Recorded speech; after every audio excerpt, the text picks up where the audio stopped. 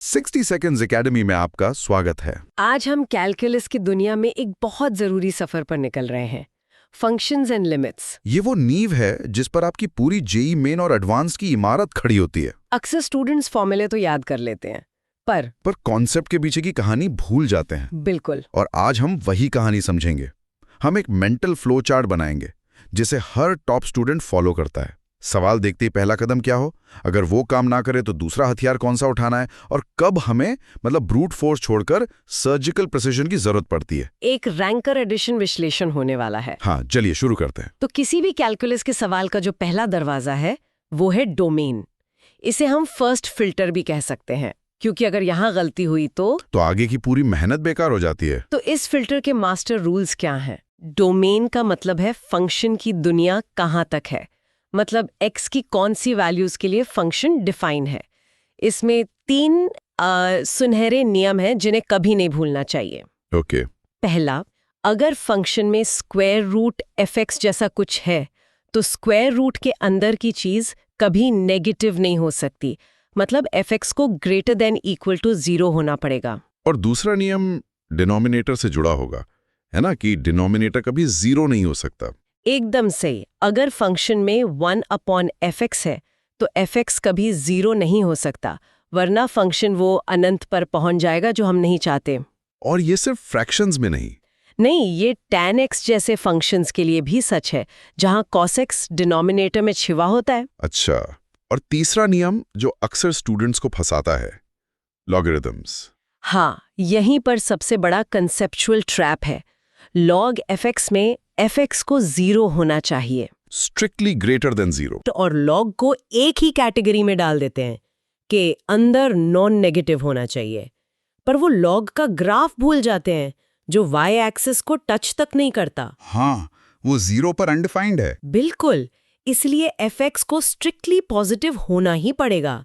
fx equal to 0 भी allowed नहीं है। ये बहुत गहरा इंसाइट है, गलती रूल रटने में नहीं बल्कि फंक्शन के बिहेवियर को विजुअलाइज न कर पाने में है। बिल्कुल, और यही बात रूट्स के लिए भी लागू होती है।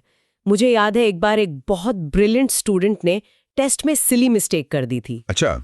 उसने cube root of a negative number को नॉट डिफाइंड मान लिया, जबकि क्यूब रूट, फिफ्थ रूट यानी ऑड रूट्स में कोई रिस्ट्रिक्शन नहीं होती।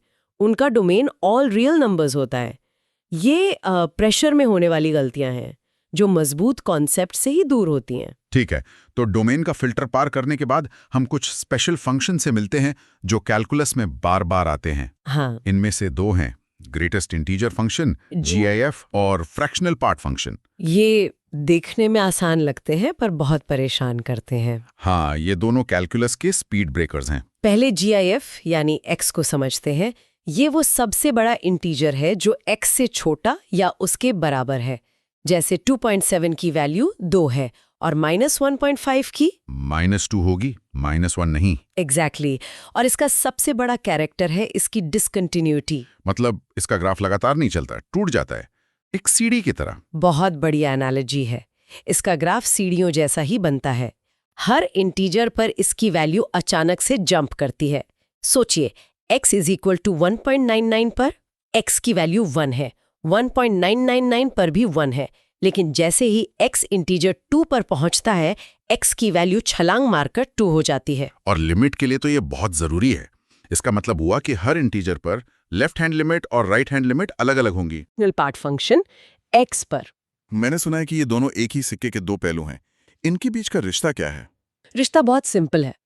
x equals to x minus greatest integer. ये किसी भी नंबर का दशमलव वाला हिस्सा है, जैसे 2.7 हुआ 0.7। इसकी सबसे खास बात है इसका रेंज, जो हमेशा 0,1 होता है। 0,1 मतलब 1 इंक्लूडेड नहीं है? नहीं, ये कभी नेगेटिव नहीं होता और 1 को कभी टच नहीं करता, उससे ठीक पहले रुक जाता है। तो इसका मतलब इसका ग्राफ भी इंटीजर्स पर टूटता होगा? हाँ बिल्कुल, इसका ग्राफ आरी के दांतों जैसा, मतलब सॉ टूथ वेव बनता है। हर इंटीजर पर इसकी वैल्यू 0 पर रीसेट हो जाती है। जैसे x इक्वल्स टू 1.99 पर x की वैल्यू 0.99 है, जो 1 के बहुत करीब है। पर x इक्वल्स टू 2 पर x की वैल्यू सीधा 0 हो जाती है। अच्छा, तो यहाँ भी इंटीजर्स पर LHL और RHL बराबर नहीं है। कॉन्सेप्ट का नहीं, स्पीड का भी खेल है।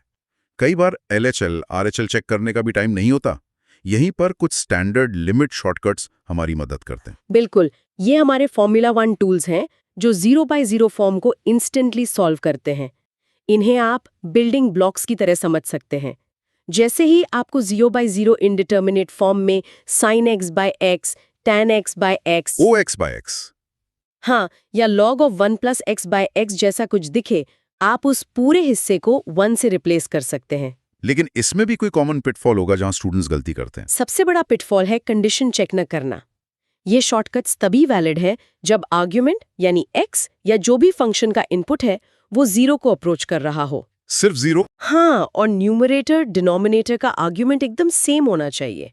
जैसे sin x minus 2x minus 2 जब x अप्रोच 2 हो तब भी 1 होगा, क्योंकि आर्ग्यूमेंट x माइनस 2 0 को अप्रोच कर रहा है। अच्छा। लेकिन अगर sin 2x x है तो इसे 2 sin 2x 2x बनाकर सॉल्व करना होगा, जिसका आंसर 2 आएगा, हाँ। 1 नहीं। ये छोटी सी मैनिपुलेशन ही रैंक डिसाइड करती है। स्टैंडर्ड शॉर्टकट्स की बात करें तो एक फॉर्मूला है जिसे टॉपर्स का पसंदीदा माना जाता है। 1 cos x x स्क्वायर की लिमिट 1/2 होती है जब x 0 को अप्रोच करे। ये जेई का इतना फेवरेट क्यों है? क्योंकि ये cos x के एल हॉपिटाल्स रूल के डबल एप्लीकेशन से बचाता है। एल हॉपिटाल लगाएंगे तो 2 बार डिफरेंशिएट करना पड़ेगा, जिसमें समय और गलती दोनों का चांस है। ये फॉर्मूला उस समय को बचाता है। पर यहाँ भी कोई ट्रैप होगा? हाँ, एक बहुत सटल ट्रैप। वो क्या है? डिनोमिनेटर में x स्क्वायर का होना। स्टूडेंट्स जल्दी में ये स्क्वायर भूल जाते हैं।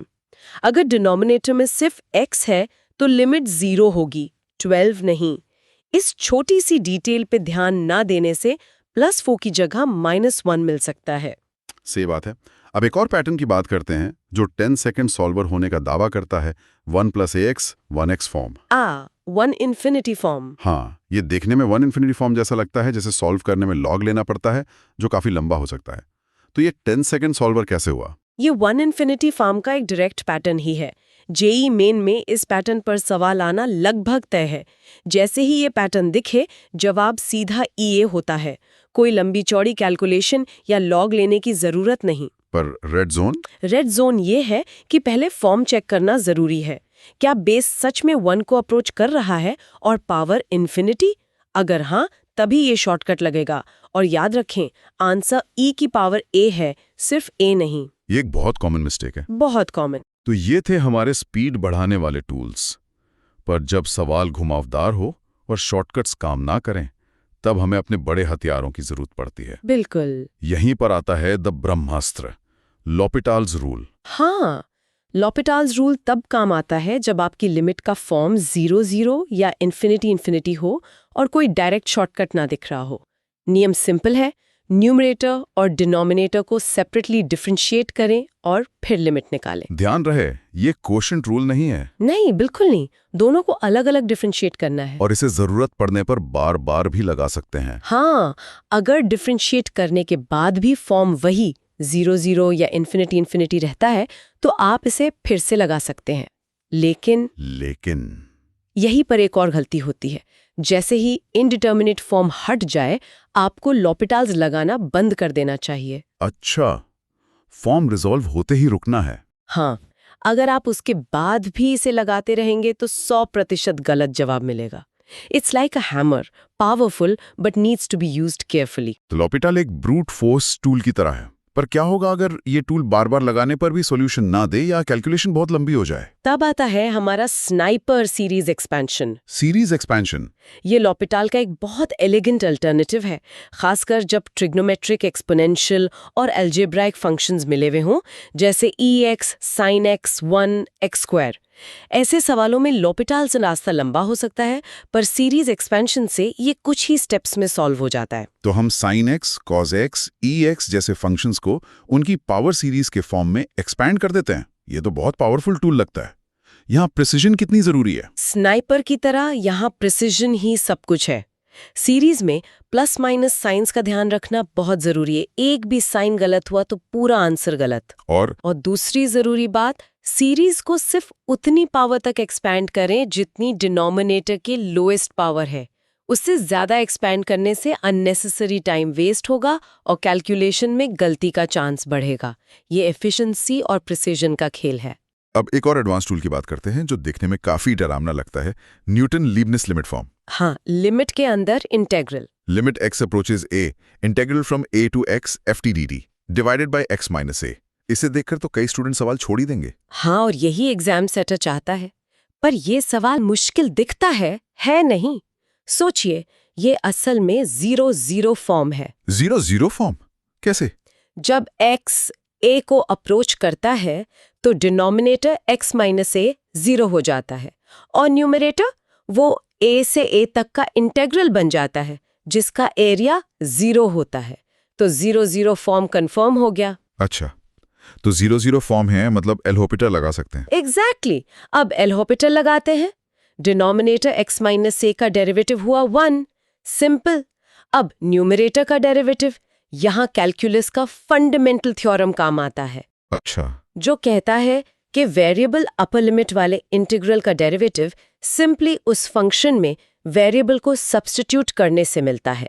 तो integral from a to x ft/dt का डेरिवेटिव बन गया fx। अरे वाह, तो हमारी लिमिट अब लिम x टू a fx1 हो गई, जिसका जवाब सीधा fa है। सीधा fa। तो जो इतना डरावना दिख रहा था वो एल'होपिटल का ही एक डायरेक्ट एप्लीकेशन है। बिल्कुल, ये एक क्लासिक एडवांस्ड लिंक प्रॉब्लम है जहां दो अलग-अलग चैप्टर्स के कॉन्सेप्ट्स को खूबसूरती से मिलाया जाता है। तो हमारे पास अब कई सारे टूल्स हैं, शॉर्टकट्स, एल'होपिटल, सीरीज एक्सपेंशन। एक स्टूडेंट को सवाल देकर कैसे सोचना चाहिए, इन सब टूल्स को इस्तेमाल करने का सही क्रम क्या होना चाहिए? यहीं पर वो मेंटल फ्लो चार्ट काम आता है जिसकी हमने शुरू में बात की थी। ये एक सेफ और फास्ट तरीका है, एक mental checklist. Step 1, form check. सबसे जरूरी। हाँ, ये सबसे जरूरी और पहला कदम है। बिना सोचे समझे आगे ना बढ़ें। x की वैल्यू डालकर लिमिट का फॉर्म पहचाने, 0-0, infinity a infinity, 1 infinity, etcetera. इस फ्लो चार्ट में सबसे बड़ी गलती जो हो सकती है वो इसी पहले स्टेप को स्किप करना है ना? बिल्कुल। रेड जोन में साफ लिखा है, बिना फॉर्म चेक किए l'Hopital लगाना शुरू कर देना। कई बार लिमिट डिटर्मिनेंट होती है, यानी 6th 0 फॉर्म होता ही नहीं और स्टूडेंट्स आदत में l'Hopital लगा देते हैं, जिससे 100% गलत जवाब आता है। ठीक है, तो फॉर्म चेक करने के बाद स्टेप 2 क्या होगा? Step 2, shortcut Hunt. देखें कि क्या कोई स्टैंडर्ड लिमिट या 1 + ax 1x जैसा डायरेक्ट शॉर्टकट लग रहा है। ये सबसे तेज तरीका है। और अगर शॉर्टकट नहीं है तो स्टेप 3, चूज योर वेपन। अब l'Hopital, द हैमर या सीरीज एक्सपेंशन द स्नाइपर का इस्तेमाल करें। अगर फंक्शन सिंपल है तो l'Hopital और मिक्स्ड है तो सीरीज एक्सपेंशन बेहतर हो सकता है। और स्टेप 4, एग्जीक्यूट एंड कंक्लूड। अंत में कैलकुलेशन करके अपना उत्तर निकालें। ये फ्लो चार्ट बहुत क्लियर है। अब एक आखिरी तरह के सवाल पर आते हैं जहां कॉन्स्टेंट्स की वैल्यू निकालनी होती है, जैसे find constants a b so that limit exists and is non-zero। हाँ, ये एडवांस्ड के पसंदीदा सवालों में से एक है। इसके लिए कोएफिशिएंट कंपैरिजन रूल बहुत काम आता है। वो क्या है? अगर fx xn की लिमिट एग्जिस्ट करती है और नॉन जीरो है तो इसका मतलब है कि न्यूमरेटर fx के सीरीज एक्सपेंशन में xn से कम पावर वाली सभी टर्म्स का कोएफिशिएंट 0 होना ही चाहिए। ऐसा क्यों? क्योंकि अगर xn से छोटी पावर वाली कोई टर्म बच गई, मान लीजिए axn-1, तो x के 0 जाने पर वो टर्म इन्फिनिटी हो जाएगी और लिमिट एग्जिस्ट नहीं करेगी। अच्छा। और अगर xn वाली टर्म ही नहीं हुई तो लिमिट 0 हो जाएगी। इसलिए नॉन जीरो फाइनाइट लिमिट के लिए डिनोमिनेटर की लोएस्ट पावर और न्यूमरेटर की लोएस्ट पावर सेम होनी चाहिए। तो इस लॉजिक से इक्वेशंस बन जाएंगी? हाँ, आप a और b में इक्वेशंस बनाकर उन्हें सॉल्व कर सकते हैं। ये l'Hopital के बार-बार इस्तेमाल से बचाता है और ज्यादा एलिगेंट सॉल्यूशन देता है। तो आज हमने फंक्शंस और लिमिट्स के कोर कॉन्सेप्ट्स, उनके सही इस्तेमाल और उन आम कंसेप्चुअल ट्रैप्स को समझा जहां अक्सर स्टूडेंट्स फंस जाते हैं। याद रखें, कॉन्सेप्ट्स को समझना पहला कदम है, लेकिन जेईई में स्पीड और एक्यूरेसी प्रैक्टिस से ही आएगी। इन सभी टूल्स को पहचानना और सही समय पर सही टूल का इस्तेमाल करना ही एक टॉपर की निशानी है। अब आपके सोचने के लिए एक सवाल। हर लिमिट का सवाल आपसे एक कहानी कहने की कोशिश कर रहा है। क्या आप l'Hopital जैसे ब्रूट फोर्स टूल का इस्तेमाल कर रहे हैं जो हर ताले को हथौड़े से तोड़ने जैसा है, या सीरीज एक्सपेंशन जैसे स्नाइपर की तरह प्रॉब्लम के दिल को समझ रहे हैं? आपका टूल सिलेक्शन आपके कॉन्सेप्ट क्लैरिटी के बारे में क्या बताता है? अगर ये चर्चा आपको फायदेमंद लगी तो 60 सेकंड्स एकेडमी को लाइक, शेयर और सब्सक्राइब करें। आपके कोई भी डाउट्स या क्वेश्चंस हैं तो नीचे कमेंट सेक्शन में जरूर पूछें। तो चलिए सीधे पहले रैंक बूस्टर कॉन्सेप्ट पर आते हैं। ये वो पहला जाल है जहां सबसे ज्यादा स्टूडेंट्स फंसते हैं। लिमिट एग्जिस्ट का मतलब लिमिट वैल्यू 0 नहीं होता।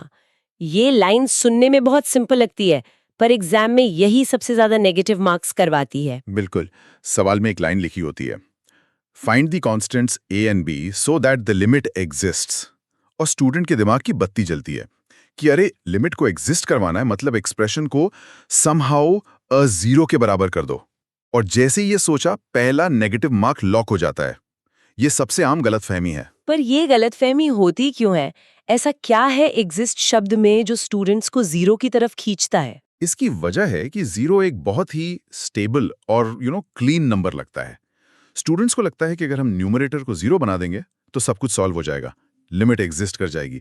लेकिन लिमिट एग्जिस्ट का टेक्निकल मतलब है कि लिमिट की वैल्यू फाइनाइट होनी चाहिए, यानी कोई भी रियल नंबर, वो 1 हो सकता है, -10 हो सकता है, 52 हो सकता है और 0 भी हो सकता है, पर 0 होना जरूरी नहीं है। अच्छा, तो हमारा काम एक्सप्रेशन को जीरो बनाना नहीं बल्कि इनडिटर्मिनेट फॉर्म जैसे 0/0 को रिजॉल्व करना है।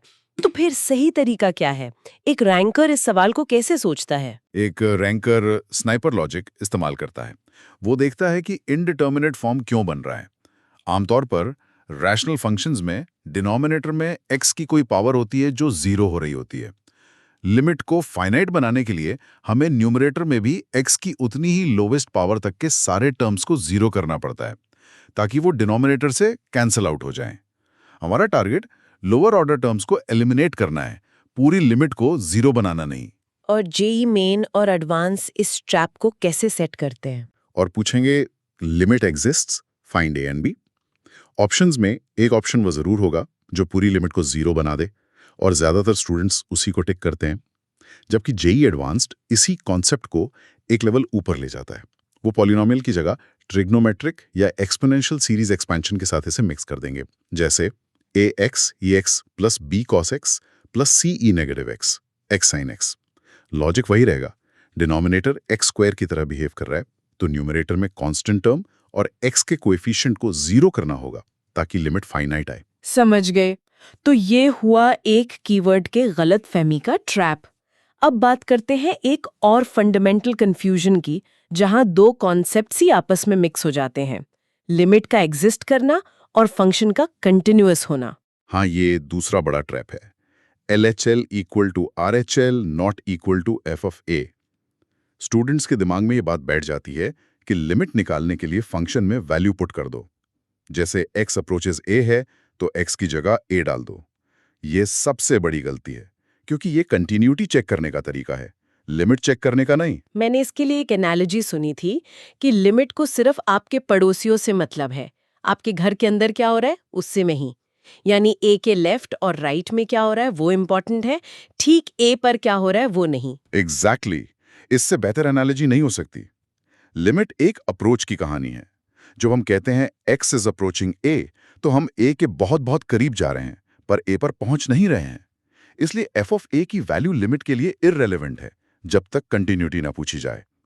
ये कंफ्यूजन सबसे ज्यादा piecewise functions, greatest integer function x या फ्रैक्शनल पार्ट x वाले सवालों में होता है। तो जो टिपिकल मिस्टेक है वो ये है कि स्टूडेंट LHL और RHL निकालने की मेहनत करने की बजाय सीधे फंक्शन में x is equals to a plug कर देता है। तो सही अप्रोच क्या होनी चाहिए? सही अप्रोच नॉन निगोशिएबल है। जब भी function defined in pieces, mod, greatest integer या फ्रैक्शनल पार्ट दिखे, तो LHL और RHL को अलग अलग निकालना ही है। f ऑफ a की वैल्यू को मेंटल ब्लॉक कर दो, उसे देखो ही मत। अगर LHL और RHL बराबर हैं, तो लिमिट एग्जिस्ट करती है, बस कहानी खत्म। इसका एग्जाम एंगल क्या है? नीट और जेईई इसे कैसे पूछते हैं? नीट में ये क्लासिक असर्शन रीजन क्वेश्चन बन सकता है। Assertion: if LHL equals RHL at x equals a, the function is continuous. Reason: for limit to exist, LHL must equal RHL. यहाँ रीजन सही है पर असर्शन गलत है। LHL इक्वल्स RHL होने से सिर्फ लिमिट एग्जिस्ट करती है, कॉन्टिन्यूटी गारंटी नहीं होती है। जेई मेन में एक पीसवाइज फंक्शन देकर पूछा जाएगा which of the following is true, और एक ऑप्शन होगा limit exist and function is continuous. ये एक संभावित ट्रैप है। हो सकता है लिमिट एग्जिस्ट कर रही हो पर फंक्शन कंटिन्यूअस ना हो। ये पहले दो ट्रैप्स तो कंसेप्चुअल मिस्टेक्स पर थे, पर एग्जाम में प्रेशर और स्पीड के चक्कर में भी गलतियां होती हैं। वैसा ही एक ट्रैप है पैरामीटर इनसाइड ट्रिग लिमिट्स।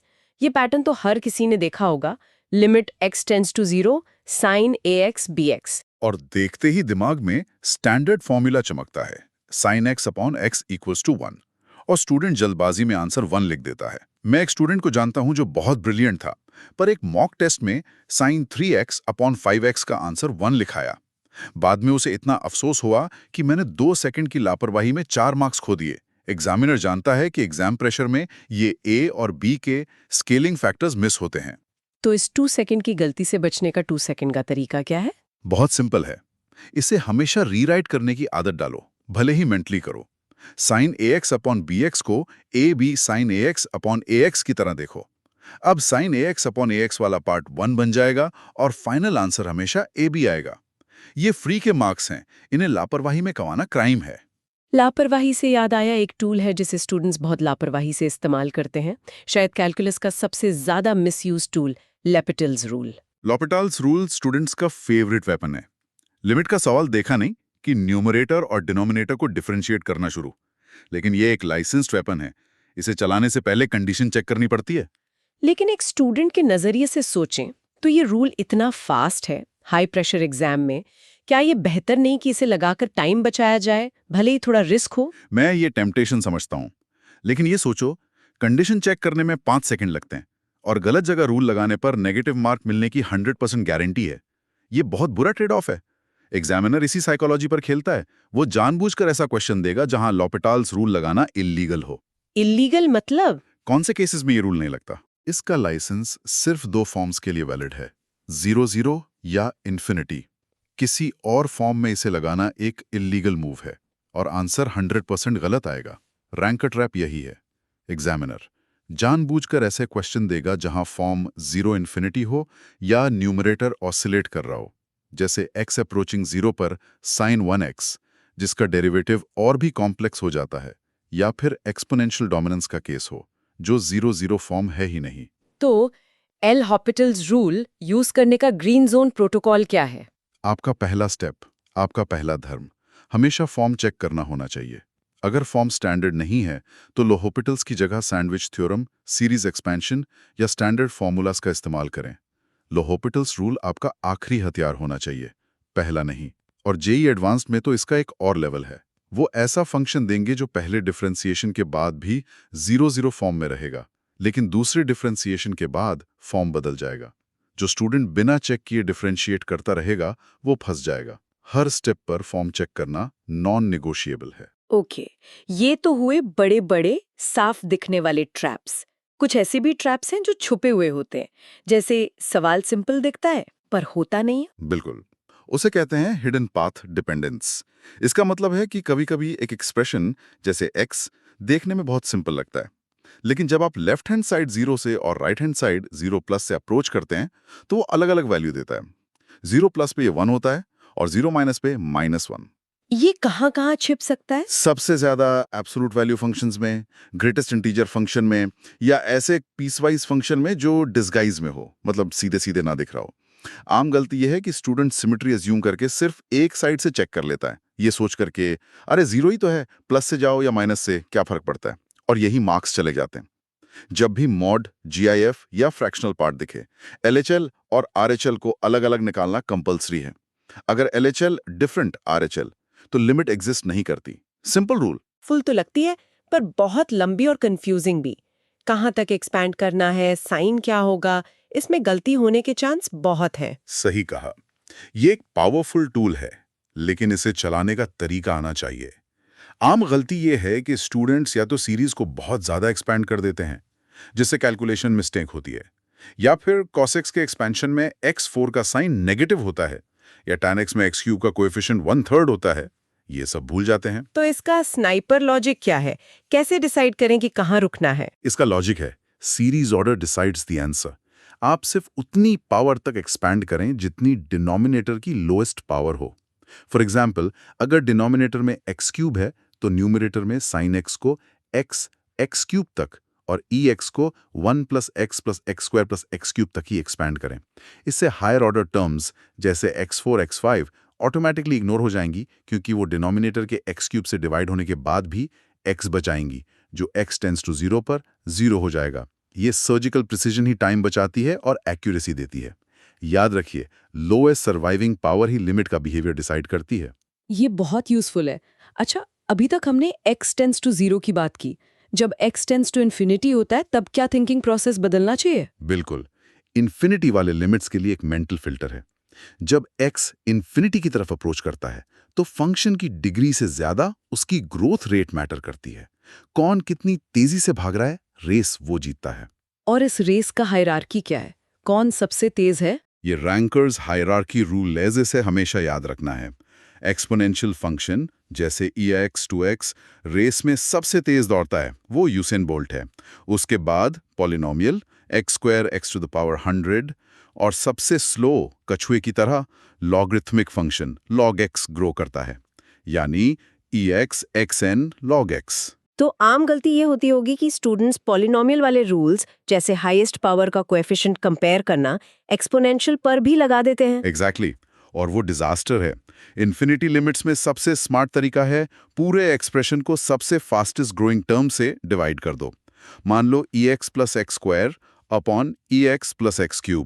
यहाँ सबसे फास्ट ex भाग रहा है। पूरे एक्सप्रेशन को ऊपर नीचे ex से डिवाइड कर दो। ये बन जाएगा 1 + x² upon ex, 1 + x³ upon ex। अब क्योंकि ex बहुत तेज है तो x² अपॉन ex और x³ अपॉन ex दोनों 0 की तरफ टेंड करेंगे और लिमिट ऑन आ जाएगी। ये तो बहुत क्लीन मेथड है। अब एक आखिरी और शायद सबसे डरावना दिखने वाला ट्रैप जो जेईई एडवांस का फेवरेट है, लिमिट के अंदर इंटीग्रेशन। हाँ, ये पैटर्न देखते ही स्टूडेंट डर जाता है। Limit x tends to a integral from a to x ft dt divided by x - a। इसे देखकर पहला थॉट आता है कि पहले ft को इंटीग्रेट करो, फिर अपर लिमिट लोअर लिमिट डालो, सिंप्लीफाई करो और फिर लिमिट निकालो। और इसमें तो बहुत टाइम वेस्ट हो जाएगा। इसमें टाइम वेस्ट ही नहीं होगा, हो सकता है ft इतना कॉम्प्लेक्स हो कि इंटीग्रेट ही ना हो पाए। ये एक एडवांस्ड अलर्ट है। ये सवाल इंटीग्रेशन का है ही नहीं। ये एल-हॉपिटल्स रूल और न्यूटन लीबनिट्ज फॉर्मूला या first fundamental theorem of calculus का एक ब्यूटीफुल कॉम्बिनेशन है। वो कैसे? आप फॉर्म चेक करो। जैसे ही x की जगह a रखोगे, डिनोमिनेटर a - a 0 हो जाएगा और न्यूमरेटर में इंटीग्रल की लिमिट्स a से a हो जाएंगी, जिसका रिजल्ट 0 होता है। तो ये 0 फॉर्म है। इसका मतलब हम एल-हॉपिटल्स लगा सकते हैं। डिनोमिनेटर x - a का डेरिवेटिव 1 हो जाएगा और न्यूमरेटर को डिफरेंशिएट करने के लिए लेबनिट्ज रूल लगता है, जिसके अनुसार d dx of integral from a to x of ft dt simply fx होता है। अरे वाह! तो पूरा एक्सप्रेशन सिंप्लीफाई होकर limit x tends to a f of x1 बन गया, जिसका आंसर सीधा f of a आ जाएगा। जो सवाल 5 मिनट ले सकता था वो 30 सेकंड में हो गया। प्रिसाइसली, ये पैटर्न रिकग्निशन स्किल है। इसी तरह एक और पैटर्न है functional equation plus limit equals to derivative. कई बार लिमिट्स जैसे limit x tends to 0 fx x या limit h tends to 0 f of a plus h minus f of a h असल में डेरिवेटिव के फर्स्ट प्रिंसिपल डेफिनेशन होते हैं, जो छुपे हुए होते हैं। इन्हें पहचानना आना चाहिए। तो इन सभी ट्रैप्स, पैटर्न्स और टेक्निक्स को ध्यान में रखते हुए एग्जाम हॉल में एक रैंकर का फाइनल डिसीजन फ्लो क्या होना चाहिए? एक फूल प्रूफ चेकलिस्ट जिससे गलती ना हो। इसे कहते हैं द रैंकर फ्लो लॉक। ये 4 स्टेप्स का मेंटल प्रोसेस है जो सवाल पढ़ने के बाद पहले 10 सेकंड में दिमाग में चलना चाहिए। Okay, step 1। Step 1, form check. ये नॉन नेगोशिएबल है। सबसे पहले देखो फॉर्म 0 0 इन्फिनिटी इन्फिनिटी 1 इन्फिनिटी है या कुछ और। बिना फॉर्म चेक किए आगे बढ़ना मना है। स्टेप 2। Step 2, standard replacement. क्या कोई स्टैंडर्ड फॉर्मूला जैसे sin x x या ex - 1 x डायरेक्ट लग रहा है? अगर हाँ, तो सबसे पहले उसे यूज करो। यह सबसे फास्ट होता है। और अगर स्टैंडर्ड फॉर्मूला डायरेक्ट न लगे? Step 3। Step 3, series comparison. Rationalisation. अगर फंक्शन कॉम्प्लेक्स है, ट्रिग्नोमेट्रिक और एक्सपोनेंशियल का मिक्स है, तो सीरीज एक्सपेंशन के बारे में सोचो। अगर रूट है तो रैशनलाइज करो, या फिर सैंडविच थ्योरम की पॉसिबिलिटी देखो। और आखिरी स्टेप, जब कुछ काम ना करें। Step 4, L'Hopital, the last resort. L'Hopital's rule आपका ब्रह्मास्त्र होना चाहिए, जिसे आखिर में इस्तेमाल करें, पहला हथियार नहीं। जब कुछ और काम ना करे तब इसे यूज करो, वो भी फॉर्म चेक करने के बाद। रेड जोन में स्टूडेंट सोचे बिना सॉल्व करना शुरू कर देता है। ग्रीन जोन में रैंकर पहले 10 सेकंड सोचकर बेस्ट पाथ डिसाइड करता है और फिर सॉल्व करता है। ये 10 सेकंड का इन्वेस्टमेंट अगले 2 मिनट बचाता है और एक्यूरेसी को 100% तक ले जाता है। अगर आपने कॉन्सेप्ट ऑडियो प्लस ये रैंक बूस्टर सेक्शन दोनों ध्यान से फॉलो किया है, तो इस यूनिट से मार्क्स जाना ऑलमोस्ट इम्पॉसिबल है। अब आप सिर्फ पढ़ नहीं रही हैं, आप जेईई मेंस, जेईई एडवांस्ड और बोर्ड्स के लिए स्मार्टली स्कोर कर रही हैं। अगर आपको ये रैंक बूस्टर अप्रोच यूजफुल लग रही है तो 60 सेकंड्स एकेडमी को लाइक, शेयर और सब्सक्राइब करें और कमेंट्स में बताएं कि नेक्स्ट कौन सा यूनिट चाहिए।